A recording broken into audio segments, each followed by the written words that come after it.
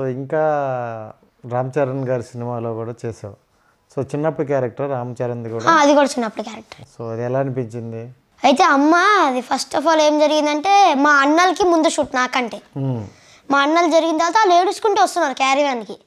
ఎందుకు అని అమ్మ అడిగింది. మా అమ్మ అడిగితే ఇలా డైరెక్టర్ సార్ తిడుతున్నారు అని చెప్పారు. వాళ్ళు పిల్లలు తిడుతున్నారు అంటే అమ్మ వచ్చి నాన్న డైరెక్టర్ సార్ తిడుతున్నారంట, వెళ్ళి అలా చెయ్యకు, మళ్ళీ తిట్టించుకుంటే నాకు నచ్చదు అంటే నేను భయంగా చేశా.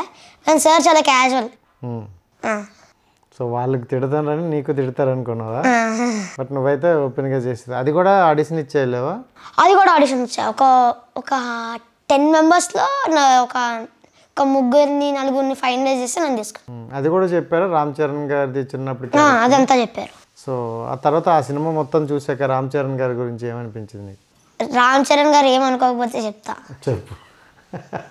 అందుకులే అన్న చెప్పు. ఇంకొంచెం మంచి స్టోరీ తీసుకుంటే ఇంకా బాగుండేది. దానికే అందుకే మంచి స్టోరీ తీసుకున్నారు కానీ కొన్ని సీన్స్ అనిపించలేదు. అందుకే ఇంకో సినిమాకి వచ్చి RRR అంటూ మంచి స్టోరీ తీసుకున్నారు కదా. సో అప్పుడు ఎలా అనిపించింది నీకు? RRR చూసావు కదా? చూసా. ఎలా అనిపించింది అది? ఏమంటాం, సూపర్ మూవీ. ఆస్కార్ కూడా గెలిచింది RRR.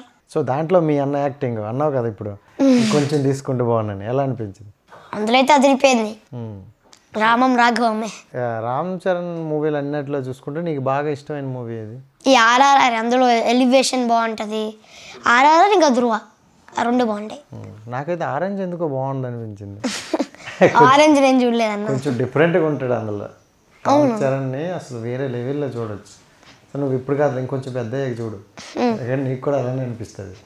అండ్ నువ్వు తెలుగులో ఇంకా ప్రాజెక్టులు ఏం చేసావు? ఇప్పుడు 12th మే హిందీ, తమిళ్, తెలుగు మ్యూజిక్ స్కూల్ వస్తుంది. మ్యూజిక్ స్కూల్ నిన్న ప్రీ రిలీజ్ అయింది కదా. ఓకే. సో అందులో అందరూ కిడ్సేనా? కిడ్స్. శర్మాన్ జోషి గారు, శ్రియ. ఏదో సాంగ్ పాడతాను రేట్ అందరు కలిపి. డోరేమి పాడతావా? పాడు. Do a deer, a female deer, Ray, a drop of golden sun. Me, a name I call myself, far a long, long way to run.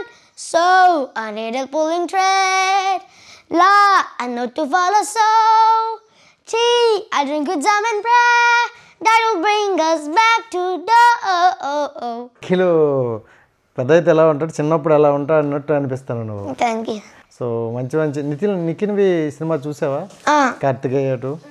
So Karthikeya 1 చూసాను కానీ గుర్తులేదు. కార్తికేయ 1 చూసి కార్తికేయ 2 చూసా థియేటర్స్కి వెళ్ళి. ఓకే. సో 1 చూసేసి మళ్ళీ వెళ్ళావు 2కి. సూపర్. అదే ఆ మాత్రం ప్లానింగ్ ఉండాలి కరెక్ట్గా. అండ్ సినిమాల్లోనే కాకుండా నువ్వు సీరియల్స్లో కూడా చేసావు. అవును, చాలా సీరియల్స్ చేసావు కదా. అండ్ అక్కడ ఒక ఆల్రెడీ కనిపిస్తుంది కళ్యాణ వైభోగం. సో సీరియల్లో చైల్డ్ క్యారెక్టర్ అనేసి చాలా చిన్నగా ఉంటాయి. సో మరి నీకు ఎలా అనిపించింది ఆ క్యారెక్టర్లకి? ఈ అన్ని సీరియల్స్ చేసినప్పుడు కళ్యాణ్ వైభోగం పేరు వచ్చింది. అదే వినయ్ దేరామ చేసిన తర్వాత ఈ గుండమ్మ కథ సీరియల్ చేశా, దాంతో కొంచెం పేరు వచ్చింది. అలా చిన్నప్పుడు హీరో క్యారెక్టర్స్ కళ్యాణ్ వైభోగంలో కొంచెం మెయిన్ రోల్ చేసా. దీని ద్వారా మంచి పేరు వచ్చింది కదా కళ్యాణ్ వైభోగం. సో సీరియల్ అయితే ఎండ్ అయిపోయింది కదా? ఎండ్ అయిపోయింది. సో నీకు ఎలా అనిపించింది? ఎంత అంటే ఈ 200 ఎంత కొన్ని ఎపిసోడ్స్ చేసినా ఎమోషనల్ అనిపించింది అన్న. అందరిని వదిలి వెళ్ళిపోవడం అంటే నాది అయిపోయింది రోల్, అప్పుడే కొంచెం ఏడ్సా. ఓకే. ఎమోషనల్ అనిపించింది, ఎందుకు ఇప్పుడే అయిపోయింది సీరియల్. డైరెక్ట్ అడగాల్సింది ఇంకొంచెం సీన్స్ పెంచండి అనేసి. బట్ ఓవరాల్గా సీరియల్ అయిపోయినప్పుడు ఎలా అనిపించింది? మొన్న ఫంక్షన్కి వెళ్ళానన్న. ఫంక్షన్కి వెళ్ళినప్పుడు అందరు ఎమోషనల్ అయిపోయారు. ఫంక్షన్కి వెళ్ళినప్పుడు అందరు అయిపోయారు, అందరు ఏడ్చారు. అందరు ప్రతి ఒక్క టెక్నీషియన్స్కి, small technician to big technician, ఎవ్రీబడీకి అవార్డ్స్ ఇచ్చారు. ఓకే. సో అది టోటల్ ఎపిసోడ్లు 1572 టోటల్, దాంతో ఎండ్. సో అందరికి అవే అవార్డ్స్. రైట్. ఇంకోటి చూసుకుంటే నీకు బాగా మీ మమ్మీ ఎంకరేజ్ అంట కదా. సో ఎందుకు మమ్మీ గారికి ఫ్యాషనా, ఇంట్రెస్టా, లేకపోతే మమ్మీ గారు ఏదైనా చేయలేక నీ ద్వారా చేయాలనుకుంటాను? నిజంగా అయితే నేను వచ్చి 5 years ఉన్నప్పుడు ఎవరైనా ఇంటికి వస్తే వాళ్ళు ఇమిటేట్ చేసి చూపించడం నాకు అలవాటు. అమ్మకి చూసి టీవీలో ఆడిషన్స్ జరుగుతాయి కదా డ్రామా జూనియర్స్ అని వచ్చింది, ఇన్ని పంపించచ్చు కదా అని ఒక డైలాగ్ నేర్పించింది యముడిది. సో అలా వెళ్ళాను, ఇప్పుడు ఈ స్టేజ్ వరకు వచ్చాను. సో నీ స్టార్టింగ్ డ్రామా జూనియర్సా? సో ఎలా అనిపించింది స్టార్టింగ్లో? అసలు చాలా భయం ఉంటుంది, ఎందుకంటే పెద్దవాళ్ళకే ఆడిషన్ ఇవ్వాలన్నా స్టేజ్ ఎక్కాలన్నా భయం. నాకైతే భయం అనిపించలే, చేసేద్దాంలే అనిపించింది. ఓకే. మా అమ్మకైతే చేతులు కాళ్ళు అన్నీ చల్లబడిపోయి కాళ్ళు కొట్టుకుంటూ అమ్మ భయం, ఏం చెప్తాడు వీడు, అమ్మ చిన్న పిల్లవాడని. ఓంకార్ గారిని బాస్ అనేసాను, అనసూయ గారిని మాట్లాడొద్దు అనేసాను, ఎన్నో అనేసారు. ఓకే.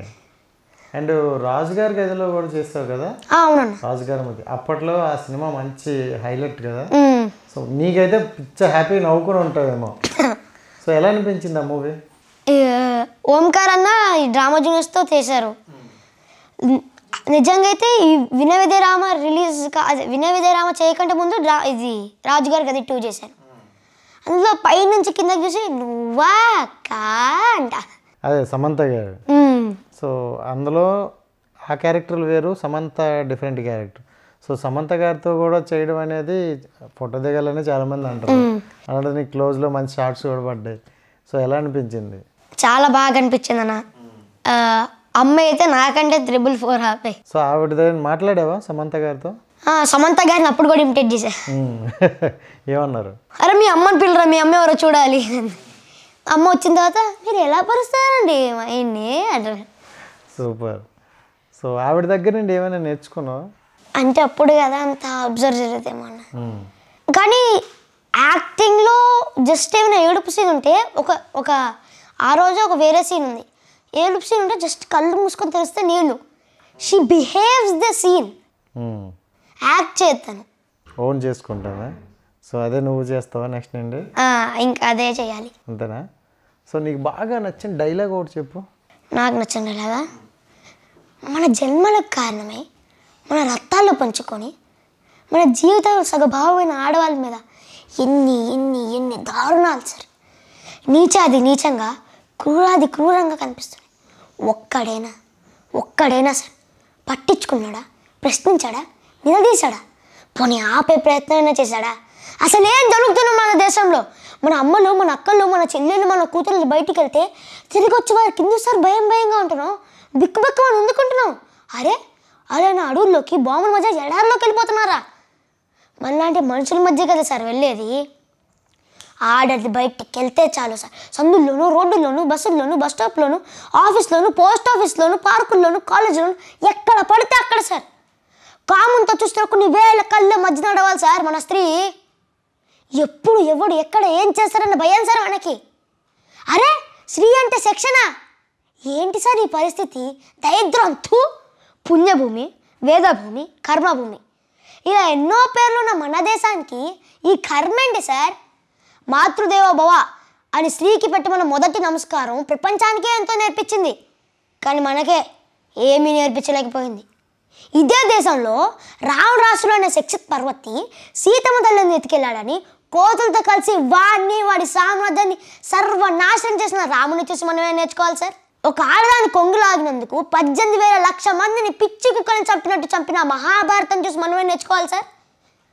నేర్చుకున్నాను సార్. ఆడవాళ్ళని ఎత్తుకెళ్ళిపోవటం, చీరలు లాగటం. Great country sir. Salute to my country and my culture. Salute sir. Super మంచి ఎమోషనల్గా చెప్పావు. సో ఈ డైలాగ్ ఎందుకు బాగా ఎంచుకున్నావు? అంటే నీకు ఎన్టీఆర్ అంటే బాగా ఇష్టమా? ఎన్టీఆర్ ఆయన ఎమోషనల్ డైలాగ్స్ అంటే చాలా ఇష్టం. అన్న ఏ డైలాగ్ అయినా పర్ఫెక్ట్గా చెప్పేస్తారు కదా ఎన్టీఆర్ అన్న.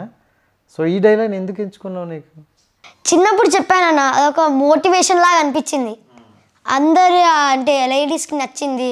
ఓకే, ఇది బెస్ట్ డైలాగ్ అన్న నాకు నచ్చింది వాటిల్లో. సూపర్. హాయ్ ఫ్రెండ్స్, మా టుడే టుమారో యూట్యూబ్ ఛానల్ చూస్తున్నందుకు చాలా థ్యాంక్స్. మరిన్ని లేటెస్ట్ వీడియోస్ కోసం వెంటనే సబ్స్క్రైబ్ చేయండి. అలాగే ఈ బెల్ ని కూడా రింగ్ చేసేయండి. మా నోటిఫికేషన్స్ అన్ని మీ మొబైల్లో వస్తాయి. అలాగే మా వీడియోస్ మీకు నచ్చితే లైక్ చేయండి, షేర్ చేయండి, నచ్చకపోతే కామెంట్ చేయండి.